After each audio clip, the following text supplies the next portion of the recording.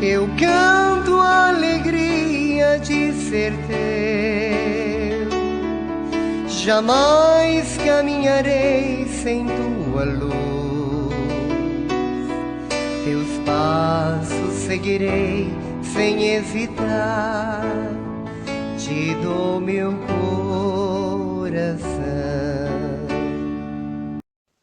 Louvado seja nosso Senhor Jesus Cristo.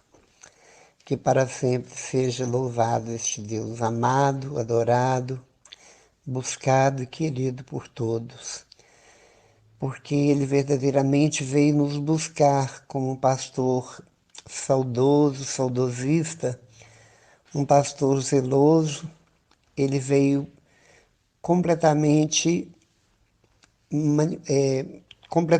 armado, vamos nos dizer assim, com bordão, com cajado, com alimento e, acima de tudo, com muito amor. Se vestindo de bom pastor, veio atrás da ovelha fugidia, de nós ovelhas perdidas e ovelhas doentes, ovelhas rebeldes. Ele veio em busca do rebanho no qual há várias realidades no coração das ovelhinhas, mas enfim todas elas são ovelhas, que dentro da categoria de ovelhas elas são míopes, enxergam tão pouco, por isso o pastor tem que soltar a voz de vez em quando, falando o nome de alguma, soltando algum tipo de som para que elas se orientem e vejam e percebam que o pastor está por perto, porque senão elas vão se perdendo. Elas não têm olfato, o olfato delas é muito ruim, por isso ela não distingue muito bem os alimentos, o que ela pode, o que ela não pode se alimentar. E quando ela alimenta de algo que não é do trivial, ela passa mal e pode dar uma indigestão e pode até morrer. E ela não distingue o veneno do próprio alimento. Por isso o pastor tem que levá-las onde ele sabe que não há contaminação de nenhuma outro ramo, outra planta que possa envenená-las ou adoecê-las. A ovelha não tem defesa nenhuma, ela não tem chifre, ela não tem garra, ela tem apenas uma cabeça arredondada e dois cascos nos pés, mas não tem unhas para se defender do predador. A ovelha precisa de um tosqueador, que a tosquie de quando em quando, porque a lã ela vai entrelaçando de tal forma umas às outras, e ali dentro, no meio da lã que vai crescendo, as bicheiras, carrapatos, bactérias de toda sorte de natureza entra e penetra naquela lã impenetrável pela mão humana, e ali pode formar grandes ferimentos, grandes feridas que podem infeccioná-las e levá-las à morte.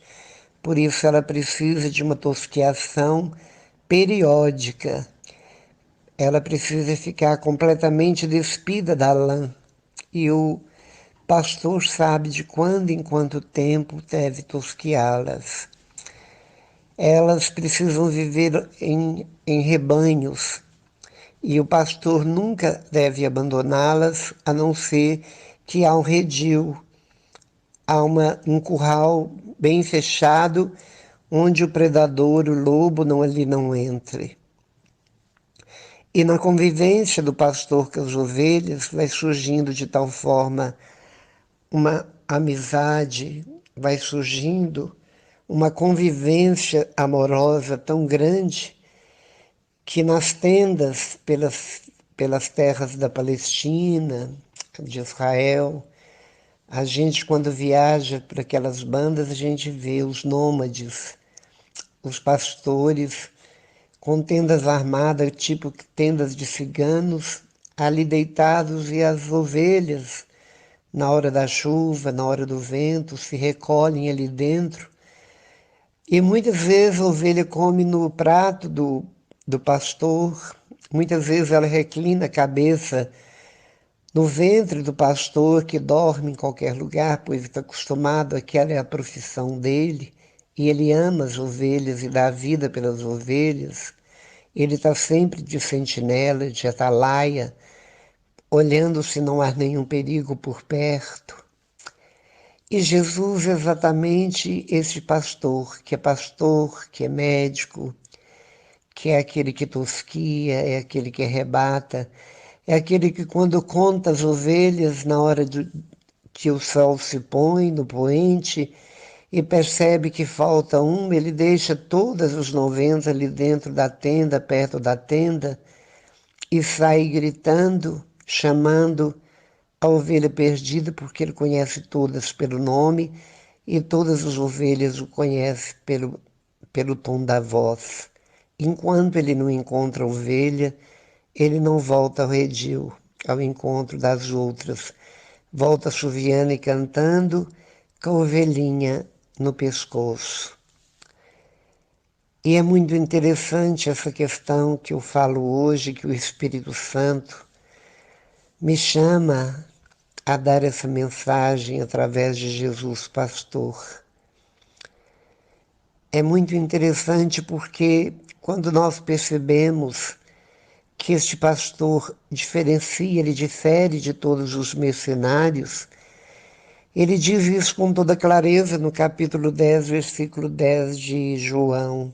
João é o único que fala de Jesus bom pastor, embora biblicamente falando, Salmo 22, Ezequiel 36 e vários outros profetas citam Deus como pastor e as ovelhas comparando conosco, porque nós somos como ovelhas, nós não temos faro para perceber a presença do inimigo, para distinguir o alimento.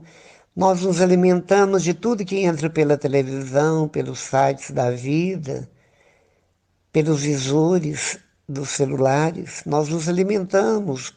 Há pessoas que nas noites, muitas vezes com insônia, plugam em canais evangélicos ou de religiões estranhas e diferenciadas, e ali se alimentam daquilo que qualquer pastor esteja falando, e se for uma oratória bonita, vai engolindo e bebendo, envenenando, contaminando de tal forma que mina a fé original, a fé verdadeira, a fé cristã católica, apostólica, romana e mariana. E às vezes vai mudando de itinerário por causa deste envenenamento. Adoece a fé. Como que nós lutamos contra o inimigo que muitas vezes é oculto, se não dependermos da igreja e de seus pastores, num processo de possessão, por exemplo? Como arrancar o inimigo invisível de uma ovelha que sofre, que muda totalmente porque foi tomado? Quantas vezes somos tentados por inimigos externos e muitas vezes nós somos os maiores inimigos nossos mesmos, como acontece com as ovelhas que rebeldes, ovelhas negras, como dizemos, quando temos um irmão, um jovem, um pai tem um filho que foge completamente da linha da educação, da linha dos valores que ele abriu diante do filho. São chamados de ovelhas negras. Entendemos muito bem essa comparação, a rebeldia. E quantas vezes nós não precisamos, quantos que não vão aos consultórios dos psicólogos falarem de problemas pessoais porque estão nervosos, estão estressados e precisam desabafar e vomitar problemas, acontecimentos, e exatamente nessa terapia de falar com um profissional que melhora, às vezes, certas questões, Mas nós sabemos que uma boa confissão, onde nós falamos com nossos pastores e eles vêm nos aconselhar com conselhos que muitas vezes difere da ciência, difere da psicologia, porque a falar da espiritualidade, do segmento de Deus, muitas vezes não combinam, não perpassam um ao outro. E o quanto que melhora a vida desta ovelha, a qualidade de vida dessa ovelha, porque sabemos que o pastor, muito além de ser médico, ele é o próprio remédio. Quando a ovelha encontra o pastor, depois de perdida por algum tempo, ela saltita, ela mostra a alegria pulando como carneirinhos, na alegria de encontrar o rebanho. Ali ela se sente segura, ali ela se sente amada, acolhida. Por isso é preciso uma tosquia de quando em vez, deixar que Deus nos tosquie, tirando de nós toda bicheira de pecados acumulados, infeccionados, tirar a lã, que é a roupagem do homem antigo, do homem velho, que tem mau cheiro, que está cheio, infestado de bactérias, carrapatos, virulentos. É preciso vestir uma veste da graça, tomar o banho da misericórdia. E quantas vezes o pastor quase morre de susto quando ele vê que num balido triste, no balir triste de uma ovelha, que quando vem o predador, quando ele a apanha, abocanha, ela não, ela não debate, ela não se defende, não luta contra o predador. A fragilidade, a miopia dela é tão grande, a fragilidade é tão grande que ela simplesmente dá tristes balidos e se entrega inteiramente ao predador. E nós não temos como lutar, muitas vezes, com o inimigo que está dentro de nós mesmos, os inimigos que nos faz ficar mansos e submetidos dentro de tentações disfarçadas, em lobos disfarçados de belezas, lobos disfarçados de mulheres lindas, de homens belíssimos, de bebidas, de garrafas, de embalagens lindas, mas que por dentro existe um veneno. Quantas decepções e casamentos desfeitos, porque depois de olhar as aparências, viver as aparências que tanto nos atrai e nos engana, como uma miragem, depois nós percebemos o buraco que caímos, a armadilha que nós fomos pegos. E muitas vezes tentamos sair, mas saímos machucados, muito machucados. Quantas relações, quantas mulheres com câncer. Quando encontramos uma associação de mulheres cancerígenas, nas reuniões dessas associações, o assunto que se rola entre os grupinhos femininos é o meu marido, meu ex-marido, meu ex-namorado. É sempre uma relação que foi uma relação traumática e que deixou nela sequelas tão profundas, e está provado que muitas vezes o câncer feminino está exatamente está ali acontecendo como consequência das grandes decepções e sofrimentos que muitas vezes elas não falam, porque o medo apavora-nas, porque elas são frágeis. Qualquer homem domina uma mulher muito facilmente. Quantas mortes, quantas palavras terríveis elas escutam de homens que no início eram galanteadores, eram cavalheiros e agora se tornaram verdadeiros demônios. Parece forte demais o que eu falo, mas é uma realidade muito evidente no nosso meio e principalmente ultimamente com a pandemia, onde todos estão extremamente estressados, onde os hospitais estão hiperlotados, não com pessoas com Covid, mas por consequência de tudo isso que o Covid globalizado no mundo inteiro tem causado ao psiquismo de nós seres humanos, das ovelhas perdidas da casa de Israel, perdidos da casa de Patos de Minas, Patrocínio, Berlândia, Belo Horizonte, as grandes metrópoles, outras nações, grandes nações internacionais, o mundo todo, um mundo tão gigantesco onde a conexão de toda a parafernália da tecnologia moderna conectou-nos ao extremo norte do mundo, de um lado para o outro do mundo, conectou também enfermidades. E todos nós somos farinha do mesmo saco. Todos nós, homens e mulheres, carregamos as mesmas realidades. Diferem nós uns dos outros a questão de língua e cultura. Mas, na realidade, somos todos ovelhas.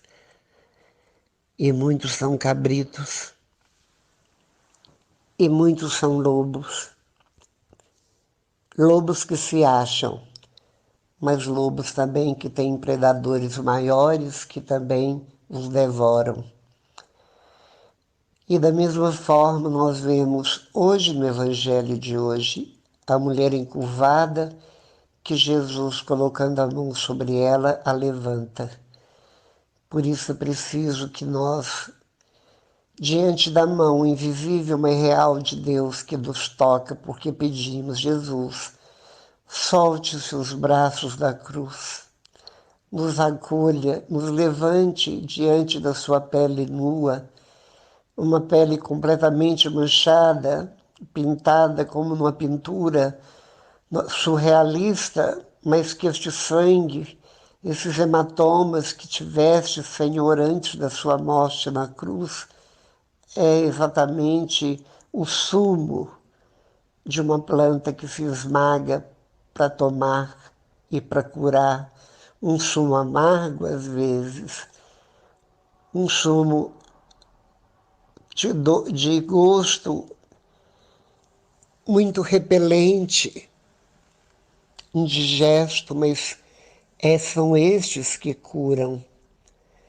É pensar que aquele sangue que brotou do seu corpo sacrossanto, que significa morte, que significa a vida que se esvaiu pelas perfurações, pelas chicotadas, pelos pontapés, pelos murros, pelo sofrimento da flagelação pendurado num poste. É exatamente este sangue que nos cura, que nos lava, que nos descontamina, que nos fortalece e que, acima de tudo, nos salva da morte. É pensar que não tem outro médico, que todos os médicos que temos no mundo nos curam dos nossos problemas físicos, às vezes o psicológico, depois de tantas sessões, gastos de um tempo enorme, mas espiritualmente é o Senhor dentro do sacramento instituído e que conseguistes para nós na cruz, no grito que destes, quando o infarto fulminante arrebenta seu coração. E o seu grito em forma de oração alcança o coração do Pai que, tocado, curva-se diante do mundo, abarca junto de vós, Jesus, e nos dá a redenção eterna. Por isso te pedimos, Jesus, que por misericórdia derrame seu sangue sobre nós, levanta-nos, tire-nos dessa encurvatura que estamos há tanto tempo de indignidade, de medo, de dores, de aleijumes por causa de pecados mortais que não ousamos contar para o Padre, que não ousamos assumi-los e que muitas vezes são tantos pecadinhos somatizados e que muitas vezes dizemos que um padre é um pecador como eu, que não é ele que vai me tirar esses pecados que me matam no dia a dia. E por mais pecador que seja o pastor, foi dado a ele a ordem foi dada a ele, não a você, que quando julgamos que um sacerdote, um pastor é pecador, nós estamos julgando, e quem sou eu para julgar quem quer que seja? Quem sou eu para condenar quem quer que seja, ainda mais um consagrado de Deus, que biblicamente Deus nos fala, não toque nos meus consagrados. Porque todos os problemas de pecados que ele carrega são problemas dele com Deus e não conosco. A nossa relação de padres fiéis, de ovelhas e pastor, é a relação da cura e da libertação e da salvação que Jesus nos dá através da igreja, que é a triagem que nos leva para o redil da eternidade do céu, onde o Pai nos aguarda no rico manjar. Nossa Senhora também é a colaboradora, copastora, que também nos ajuda muito a procurarmos quando estamos perdidos, com a unha na cabeça. Quantas vezes nós pensamos em suicídio? Quantas vezes nós pensamos que a vida está pesada demais, talvez a morte seria uma solução?